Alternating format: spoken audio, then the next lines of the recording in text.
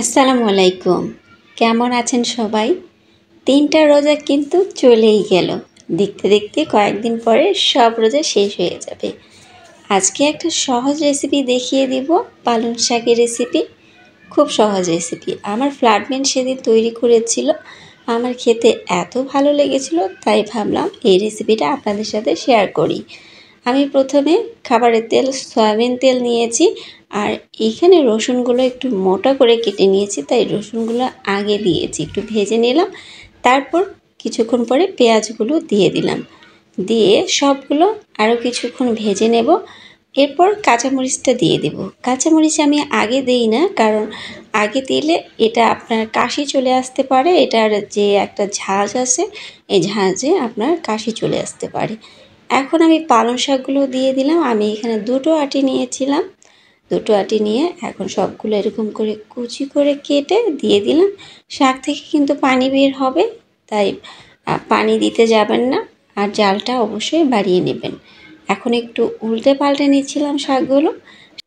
চুলার জালটা হাইতে রাখবেন, বেশি লো করতে যাবেন না। যদি বেশি লো করতে যান তাহলে শাকটা সিদ্ধ হতে যেমনটা সময় লাগবে, আর এর কালারটাও কিন্তু নষ্ট হবে। আর শাকে আমি কখনো ঢেকে দেই না। এখন আমি 2টো আলু সিদ্ধ করে রেখেছিলাম, সেই আলু 2টো হাতের সাহায্যে ম্যাশ করে দিচ্ছি। আমার ফ্ল্যাটমেট এরকম আলু দিয়ে পুঁই শাকের ভাজি করেছিল, সেটা আমার কাছে টেস্টটা অন্যরকম লেগেছিল, তাই আপনাদের মাঝে শেয়ার করার জন্য আজকের এই রেসিপিটা তৈরি করেছি। যদি আপনাদের ভালো লেগে থাকে তাহলে আপনারাও বাসায় তৈরি করবেন, আপনার পরিবারের সদস্যদের সাথে শেয়ার করবেন। দেখুন, আমার শাকের কালারটা কিন্তু এখনও সবুজ আছে, আর শেষ অবধি কিন্তু সবুজই থাকবে। ধীরে ধীরে পানিটা শুকিয়ে আসছে, আর একদম পানিটা যখন শুকিয়ে যাবে তখনই কিন্তু শাকটা রান্না হয়ে যাবে। আমি এখন লবণ দিয়ে দিলাম। লবণটা অবশ্যই পরে দিবেন, কেননা শাকটা কমে আসে, তাই শাকের মেজারমেন্টটা বোঝার জন্য লবণটা পরে দিলে কিন্তু ভালো। অথবা আগে যদি আপনি লবণ দিয়ে দেন, সেই ক্ষেত্রে লবণটা একটু বেশি হয়ে যেতে পারে বা কম হয়ে যেতে পারে, এজন্য পরে দেওয়াটাই বেশি ভালো।